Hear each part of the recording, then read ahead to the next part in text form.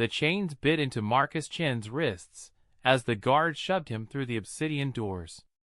Every human before him had entered the trial chamber. None had walked out. The Vrathan Empire didn't believe in mercy, only strength, and their queen's trial was designed to break even the most hardened warriors. Marcus had seen the bodies carried out in sealed containers, faces frozen in expressions of agony that haunted the other prisoners for weeks. The chamber stretched impossibly high, walls carved from black stone that seemed to absorb light itself. At the far end, elevated on a platform of jagged crystal, sat Queen Ashvara.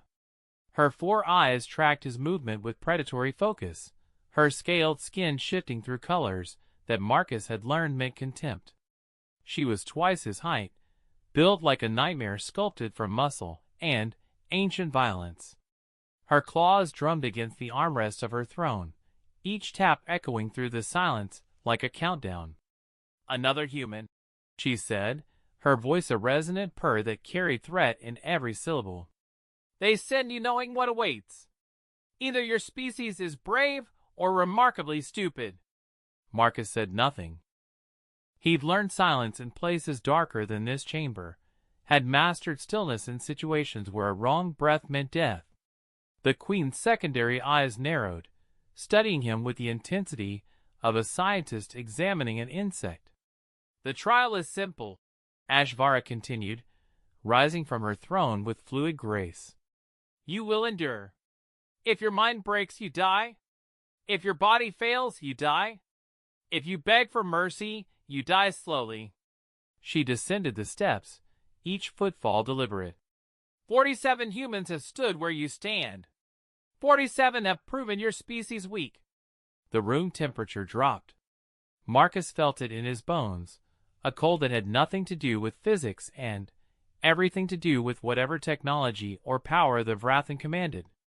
Pain followed, starting as pressure behind his eyes, and rapidly escalating into a spike that felt like his skull was being split from the inside.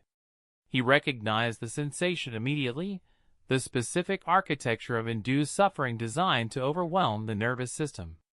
His knees wanted to buckle. His body screamed for him to collapse, to curl into a defensive ball, to do anything to escape the assault.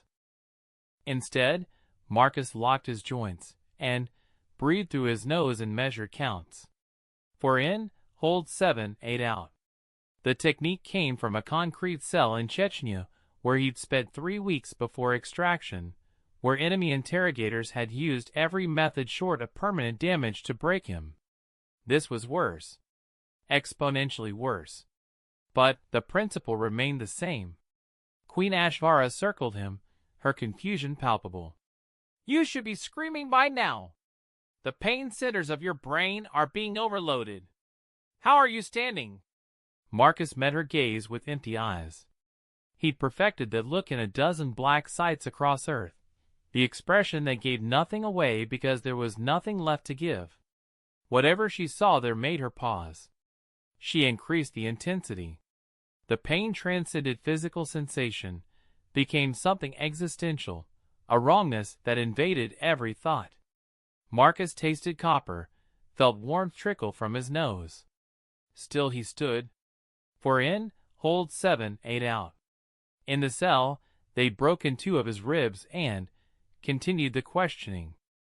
He counted his breaths then, too, used the rhythm to build a wall between his consciousness and what was being done to his body. "Impossible," Ashvara hissed. She was closer now, studying his face with all 4 eyes. "Your kind breaks at half this level.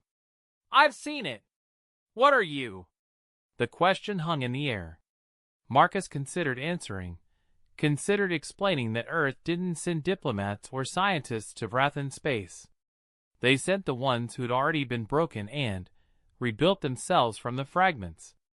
They sent soldiers from Unit 23, the Ghost Division that existed in no official records, the ones trained through methods that made the trial chamber look like a stress test.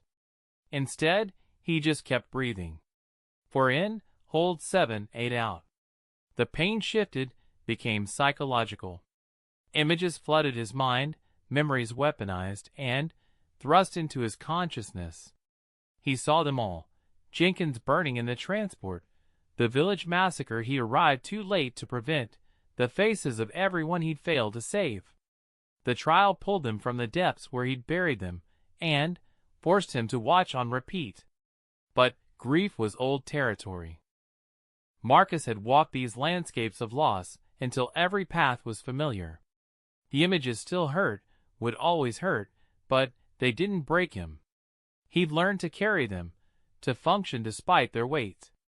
In the black site outside Kandahar, they'd shown him fabricated footage of his sister's execution. He'd known it was fake, but the pain had been real. This was the same technique, refined and amplified. His vision blurred. Blood now flowed freely from his nose and ears. His body was reaching its limits, physiological systems beginning to fail under the assault. But his mind remained intact, barricaded behind walls built from necessity, and reinforced through years of surviving things that should have killed him. Queen Ashvara stopped circling. The pain ceased abruptly, leaving Marcus swaying but upright. The sudden absence was almost worse than the assault, his nervous system confused by the reprieve. He remained still, waiting for the next phase, the final escalation before execution. "Kneel," the Queen commanded. It wasn't a request. The word carried the weight of absolute authority, backed by technology that could crush him instantly. Marcus evaluated his options in the space of a heartbeat, and made his choice. He lowered himself to one knee, controlled and deliberate, maintaining eye contact throughout. Not surrender, but acknowledgement. Ashvara's colors shifted to something Marcus didn't recognize. "In 300 cycles, no one has remained conscious through the third phase. You endured it standing. Then you kneel by choice, not compulsion." She tilted her head, studying him with what might have been curiosity. "What made you this way, human? What broke you before I could?" Marcus Chin spoke for the first time, his voice rough but steady. "Ma'am, nothing broke me. I just learned there are things worse than pain." The Queen's silence stretched, heavy with implications. Finally, she gestured to the guards. "Take him to the guest quarters. We need to talk, human, about what you've survived and why Earth sends weapons disguised as diplomats." As the guards led him away, Marcus allowed himself one controlled breath of relief. He'd passed the trial, but something in the Queen's final words suggested the real test was just beginning. The guest quarters were a calculated insult. Vrathan architecture favored sharp angles and oppressive verticality, but this room had been designed for human prisoners, not guests. A sleeping platform, a waste facility, walls that shifted through unsettling colors, and absolutely nothing that could be used as a weapon or tool. Marcus had lived in worse. The safe house in Damascus had been a concrete box with a drain in the corner and bars instead of a door. He explored the space methodically, checking for surveillance devices out of habit rather than hope of privacy. Of course they were watching. The Vrathan didn't operate on trust, and neither did he.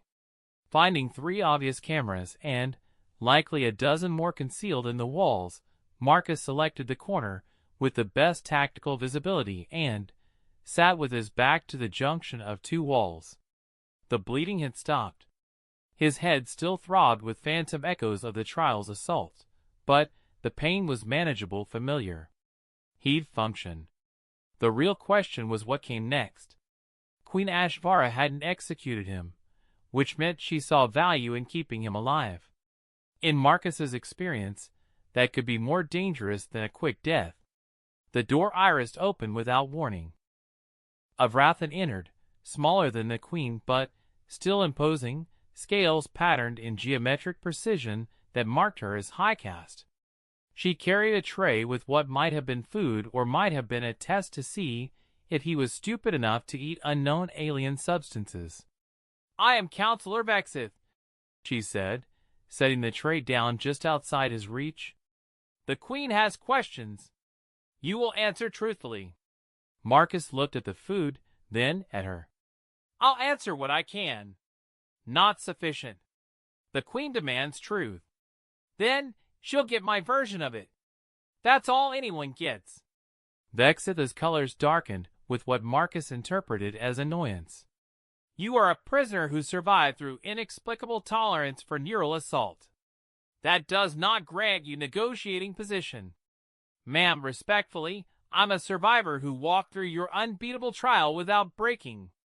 That grants me exactly the position the Queen gave me by not executing me immediately. She wants to know what I am, which means I'm valuable. Value implies negotiation. The counselor studied him with the same intensity the Queen had shown. You are not what we expected from humanity. Your diplomatic corps sent cowards and weaklings who collapsed before the second phase. You're something different. I'm not diplomatic corps, Marcus admitted. Different department. Military? Something like that. Vexith made a sound that might have been approval or disdain. Marcus couldn't tell. The Queen will see you when the sun reaches apex. You will be prepared. Eat or don't, but weakness will not be tolerated in her presence. She left before Marcus could respond. He examined the food cautiously, recognizing proteins and carbohydrates arranged in a way that suggested research into human nutrition. Either they wanted him functional or they wanted to see if he'd refuse. He ate slowly, testing for poisons or sedatives, finding neither. Just food, relatively bland but sufficient. Sleep would have been practical, but his internal clock was destroyed and his mind too active. Instead, Marcus ran through scenarios, calculating angles and outcomes. The Vrathan Empire controlled 17 systems, had technology that made Earth's military look primitive, and a cultural obsession with strength that bordered on religious. They'd been testing humans, breaking them systematically to prove species inferiority, which meant someone in Earth's chain of command had gotten desperate enough to change tactics. Send the broken ones, the survivors, the soldiers too damaged for normal operations, but too useful to discharge. Send Unit 23. The question was why? What did Earth want from the Vrathan badly enough to sacrifice operatives in a trial designed to kill? The door opened again hours later, though Marcus had no way to measure time precisely. For guards this time, all armed with weapons that hummed with barely contained energy. They formed a precise formation around him, professional and wary. He appreciated competence even in potential executioners. The walk through the palace revealed more about Vrathan society than any briefing. Corridors designed for beings larger than humans, everything built to intimidate and impress. They passed chambers where Vrathan of various castes worked on incomprehensible tasks, each stopping to watch the human prisoner with mixtures of curiosity and contempt. Marcus kept his expression neutral, his pace steady, giving them nothing to interpret as weakness. The throne room had changed. The harsh lighting had been softened, the oppressive atmosphere modulated into something closer to a war room. Queen Ashvara sat with several other Vrathan arranged in what appeared to be a council formation. Maps and holographic displays floated in the air, showing star systems and fleet movements. Human Marcus Chun, the Queen said, her voice carrying formal weight. You will explain how you endured the trial. Marcus considered his words carefully. I've been trained to function through extreme circumstances, ma'am. Pain is just information. I learned to process it without letting it control me.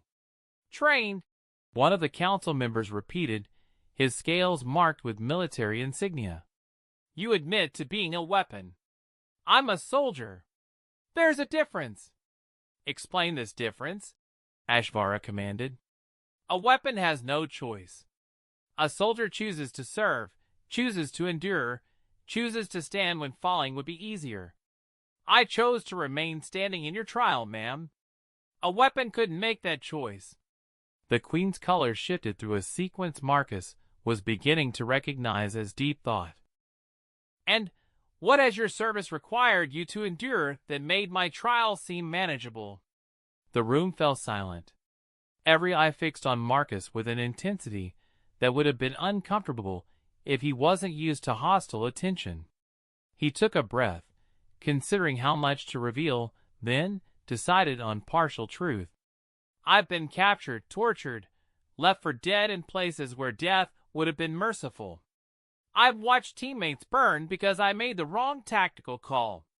I've failed missions, lost assets, survived situations specifically designed to be unsurvivable. He met the Queen's gaze directly. Your trial was severe, ma'am, but it was finite. It had a purpose and an end point.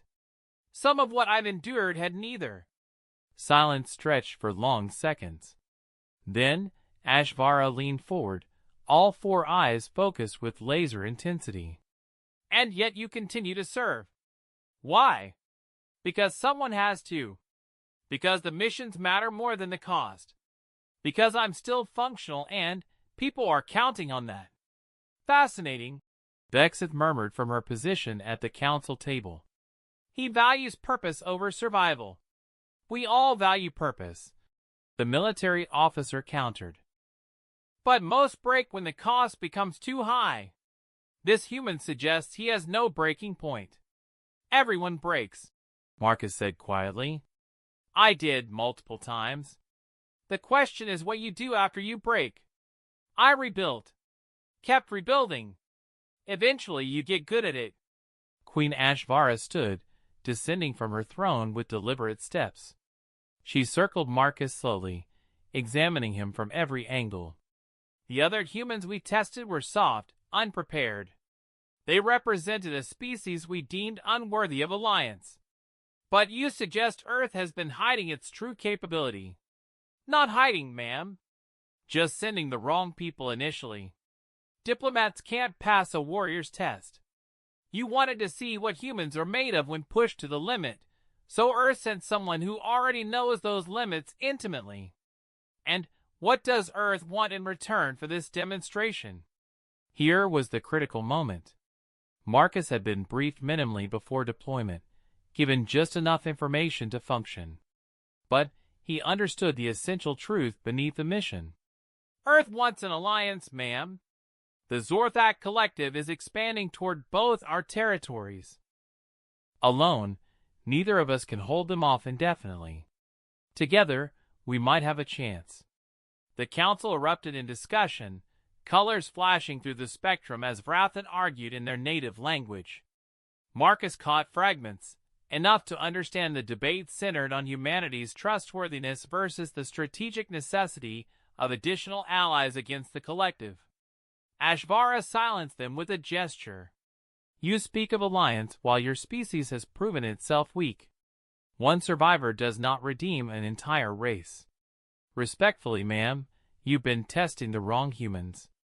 Send your trial to Earth's Special Operations Divisions, to the units that operate in shadows.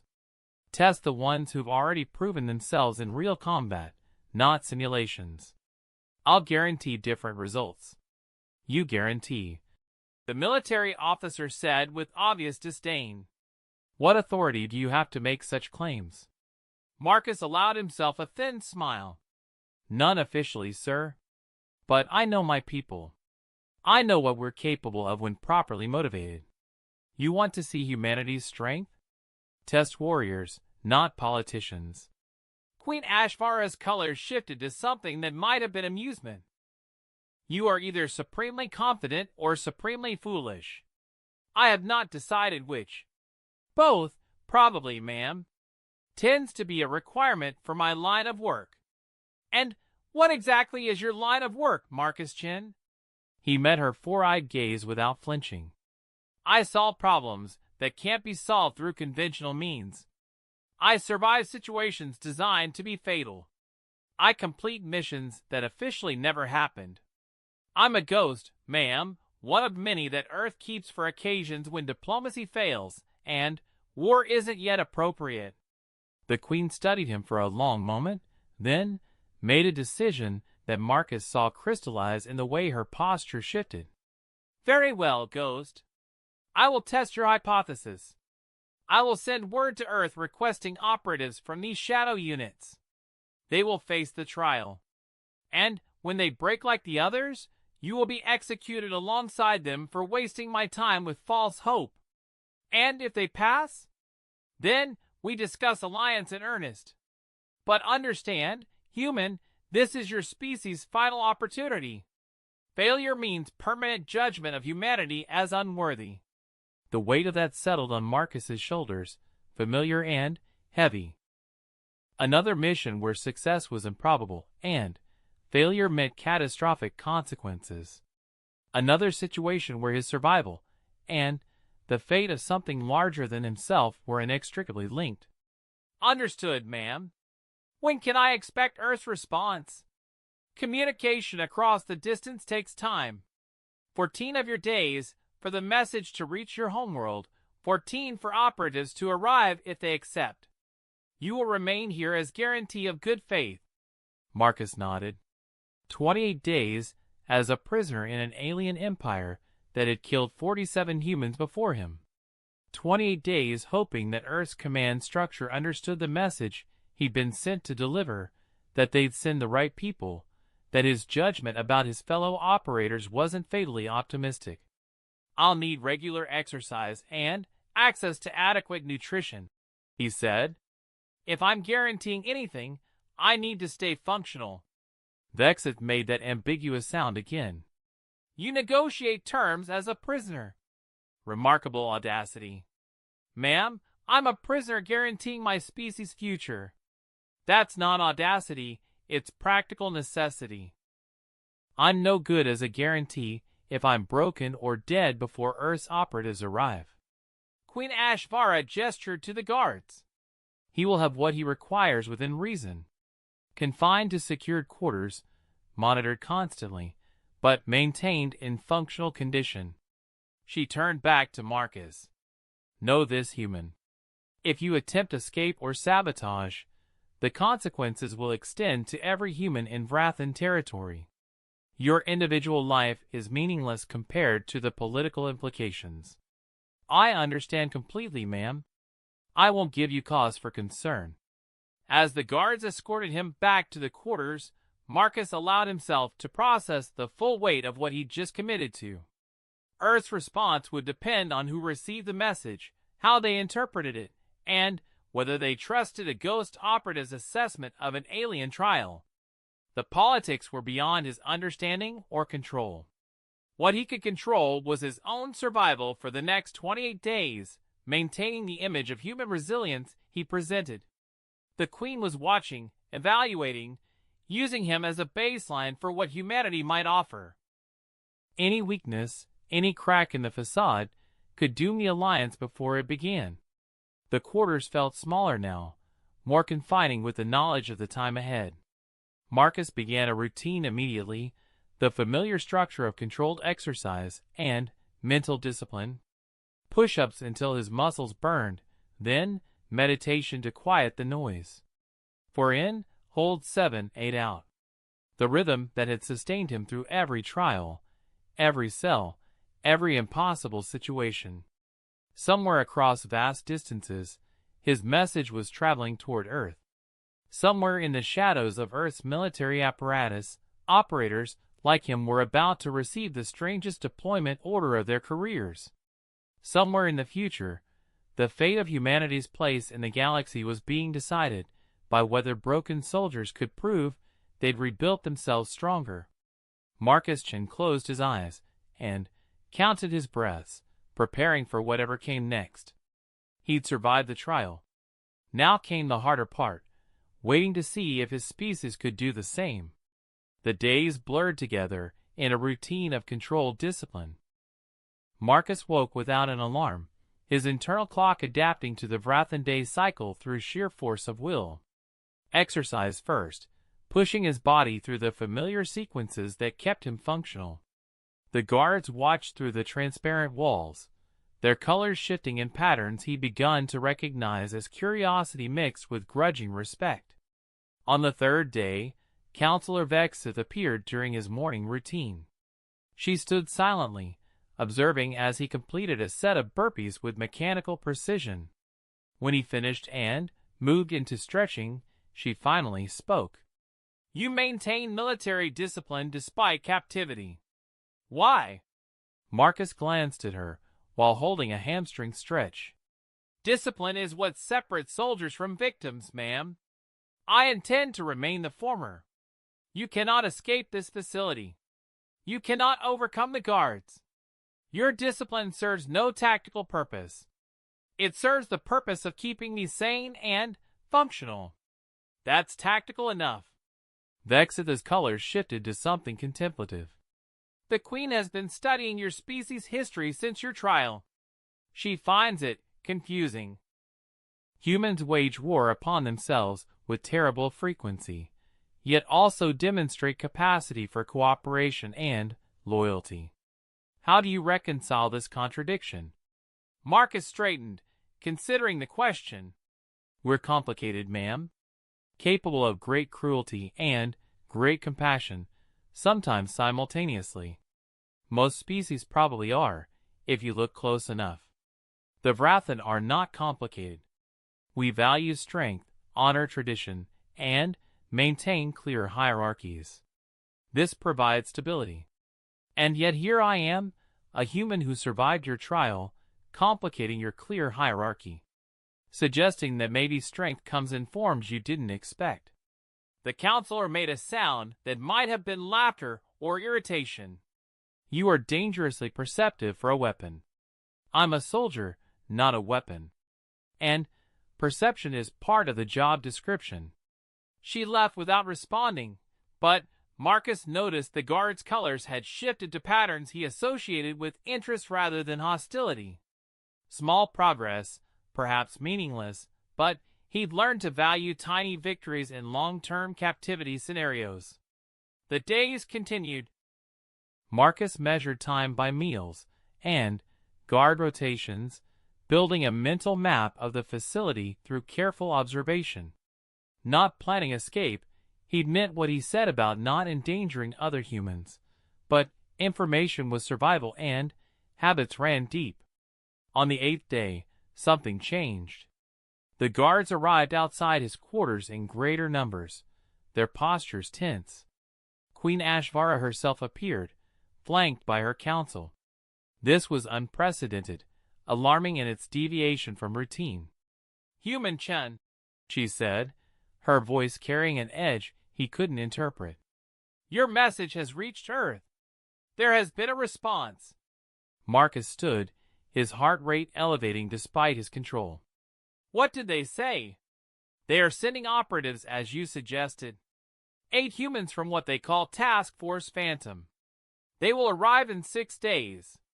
The Queen's colors shifted towards something aggressive. "But there is a complication. The Zorthak Collective has accelerated their expansion. They attacked one of our outer colonies yesterday. Casualties are significant." The room temperature seemed to drop. Marcus processed the implications immediately. "They know about the potential alliance. They're forcing your hand, making you choose between negotiating with humanity and responding to immediate threat." "Precisely. My military council advocates abandoning the human trials and mobilizing our full fleet to confront the collective directly. That's what they want you to do. Overextend your forces, leave other territories vulnerable. The collective doesn't fight fair, ma'am. They fight smart." Ashvara's 4 eyes fixed on him with burning intensity. "And how would you know their tactics?" "Because I've fought enemies who operate the same way.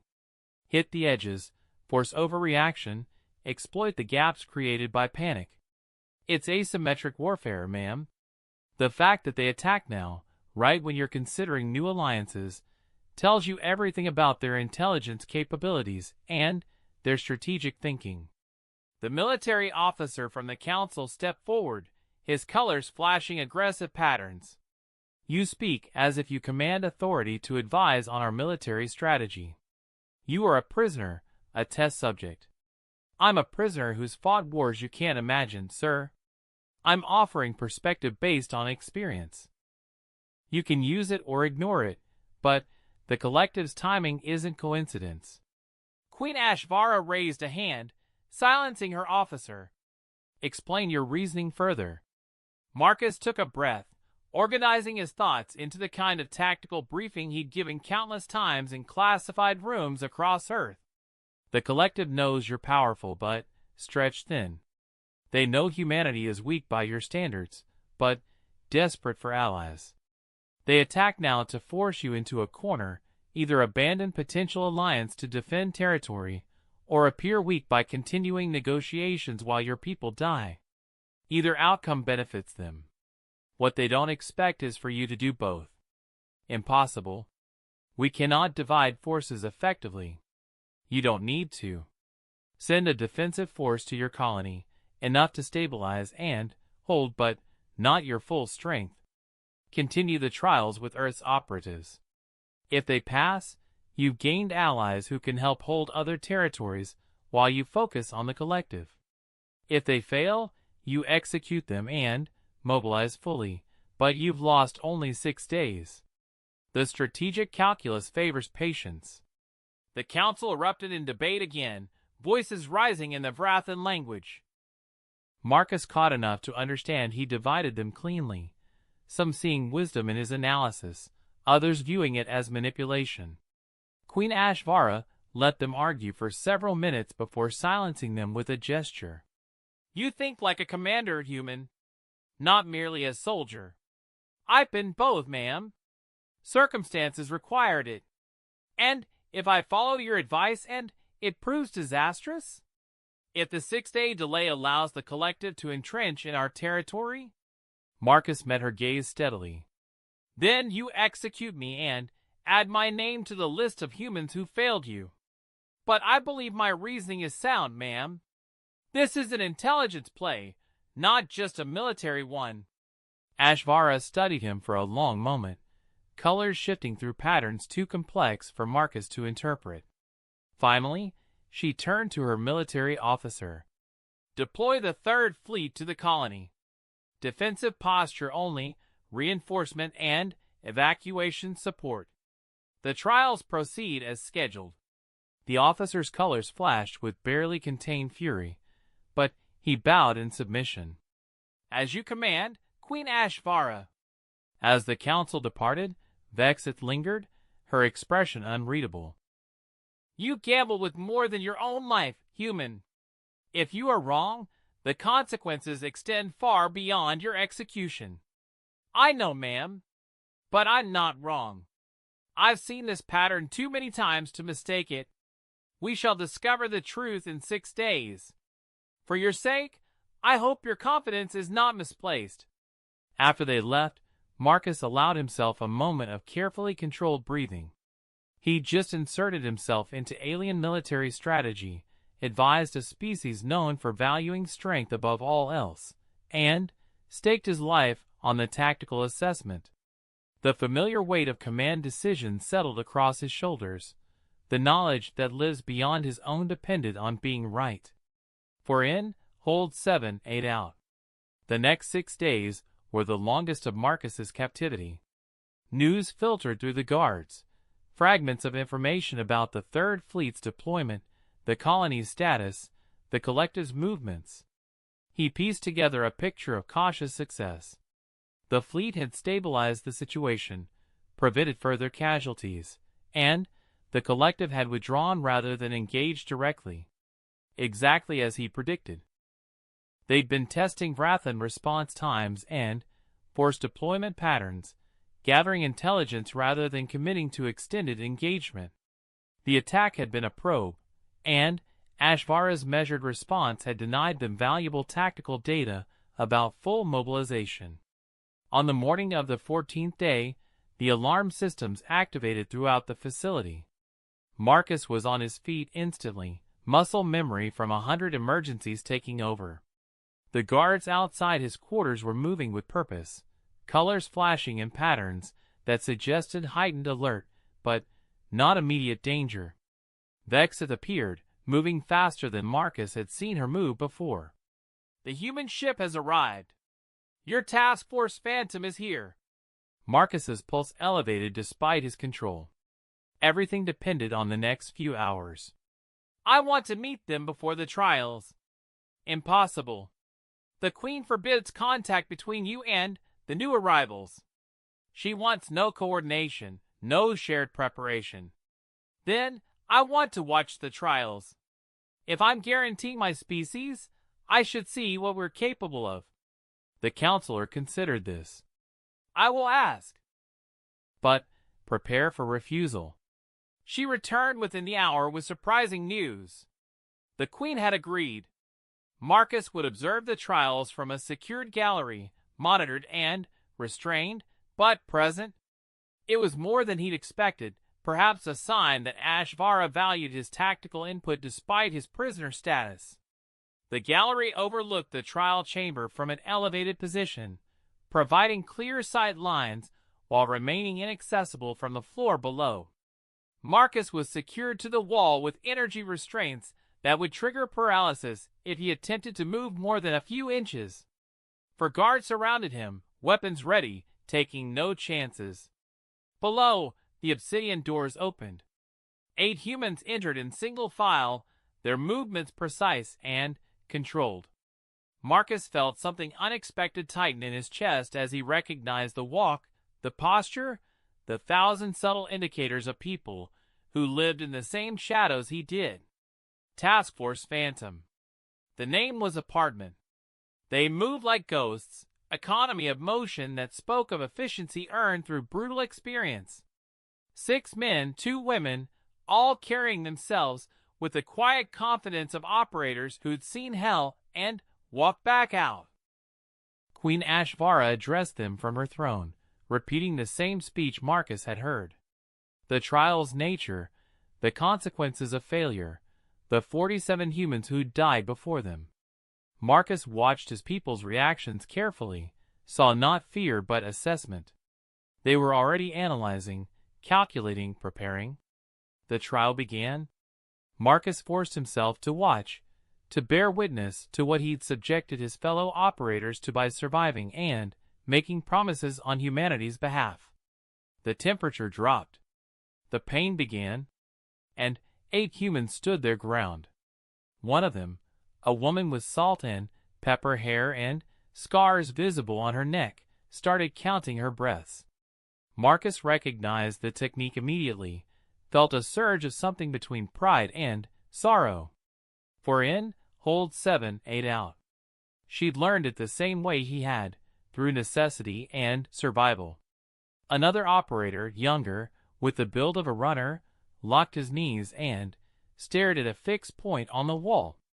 Dissociation technique, pulling consciousness away from physical sensation. Marcus had used it in the Black Site in Yemen, during the waterboarding sessions that lasted hours. They all had their methods, their coping mechanisms built from personal hells that prepared them for this moment. The pain escalated beyond what Marcus had endured, HFY pushing harder, testing the limits of these new subjects. Blood flowed from noses and ears.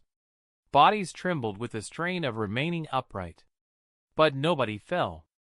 The psychological assault began, weaponized memories thrust into vulnerable minds. Marcus saw the impact, saw operators' faces contort with anguish as their worst moments replayed. But they'd all been here before in their own ways, had all learned to function despite the weight of trauma and loss. The woman with salt and pepper hair whispered something Marcus couldn't hear, words that seemed to anchor her through the assault. A prayer maybe, or a mantra built from harder times. The young runner's face was wet with tears, but his stance never wavered.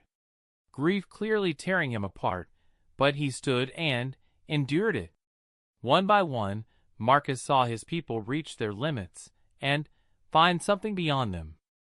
The reserves that only came from being broken and rebuilt, from learning that survival was a choice that could be made even when everything screamed surrender. The chamber fell silent. 8 humans remained standing, bloodied and shaking but unbroken. Queen Ashvara's colors shifted through patterns Marcus had never seen, something that might have been shock or revelation or the Vrathan equivalent of being utterly wrong about fundamental assumptions. "Kneel," she commanded, her voice carrying less certainty than before. 7 of the 8 operators knelt immediately, controlled and deliberate. The 8th, the woman with salt and pepper hair, remained standing for just a moment longer. Not defiance, Marcus recognized, but acknowledgement of choice before compliance. Then she too knelt, her eyes never leaving the queen's face. Ashvara descended from her throne slowly, approaching the kneeling humans with obvious recalculation of threat assessment. She examined each one individually, studying faces and postures with the intensity of someone forced to revise deeply held beliefs. "What made you this way?" she asked, the same question she'd posed to Marcus. "How does one species produce so many who endure the unsurvivable?" The woman with salt and pepper hair spoke, her voice rough but clear. "We come from a world that breaks people, ma'am. War, poverty, violence, loss, Earth doesn't shelter us from hardship. We either break permanently, or we learn to break and reform stronger. You're seeing the ones who reformed. And you serve willingly? Despite what your service has cost you? Ma'am, we serve because the cost of not serving is higher. Because someone has to stand in the dark places so others don't have to. Because we're still functional and people need that." The exact philosophy Marcus had articulated. Not coordinated, not rehearsed, but the shared understanding of people who'd walked similar paths through hell. Queen Ashvara turned, looking up at the gallery where Marcus watched. Their eyes met across the distance, and he saw the recognition in her expression. He hadn't been an anomaly, a statistical outlier that proved nothing. He'd been the message, the warning, the promise that humanity had depths the Vrathan hadn't imagined.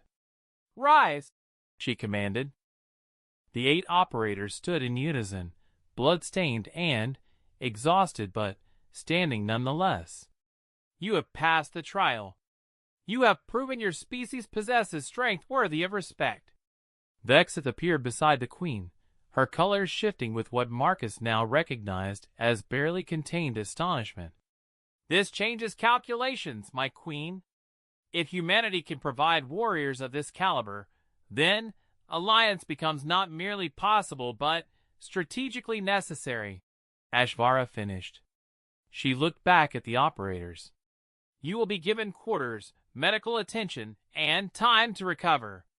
When you are ready, we will discuss terms of alliance between our peoples." The young runner swayed slightly, his endurance finally reaching its limit. The woman with salt and pepper hair steadied him with practiced ease, the automatic support of soldiers who'd learned to carry each other through impossible situations.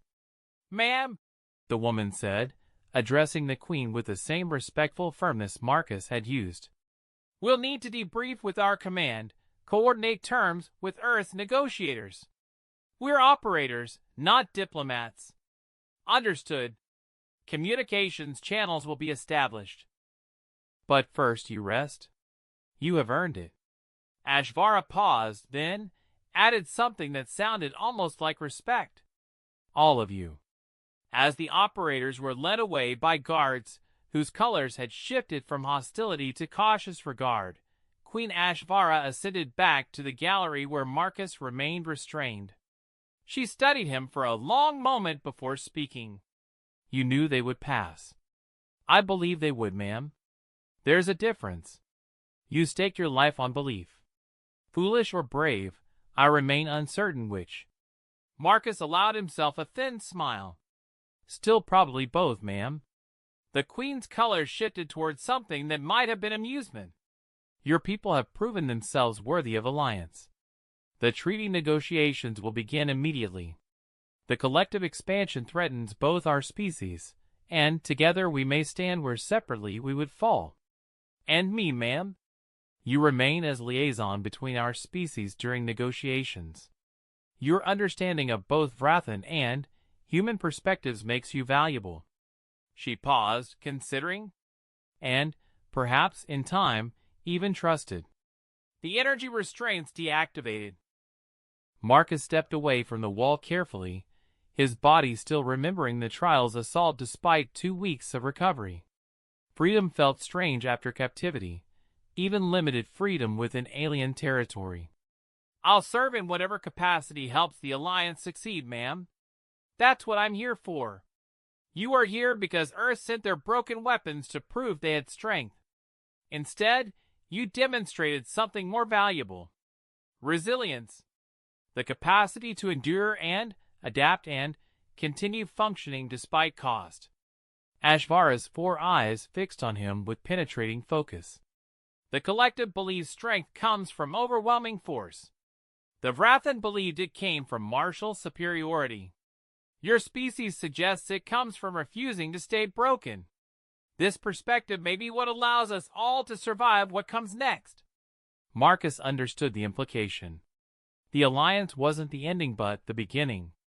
The collective's expansion, the attacks on Vrathan colonies, the desperation that had driven Earth to send operators to possible death in alien trials, all of it pointed toward conflict on a scale that would test every alliance and every species involved. "Then we'd better make this partnership work, ma'am, because I suspect the real trial is just starting." Queen Ashvara's colors shifted to patterns Marcus was beginning to recognize as grim agreement. "Indeed. But at least now we face it together rather than separately. That may make all the difference." In the depths of the facility, 8 operators from Task Force Phantom were being tended by Vrathan medics, their bodies damaged but spirits intact. Somewhere in space, the Zorthak Collective was planning their next move, unaware that their attempt to prevent an alliance had instead solidified it. And, across vast distances, Earth's command structure was receiving confirmation that their desperate gamble had paid off, that the broken soldiers they'd sent into darkness had brought back light. Marcus Chin stood in an alien throne room, bloodied and exhausted but standing nonetheless, and felt the familiar weight of duty settle across his shoulders.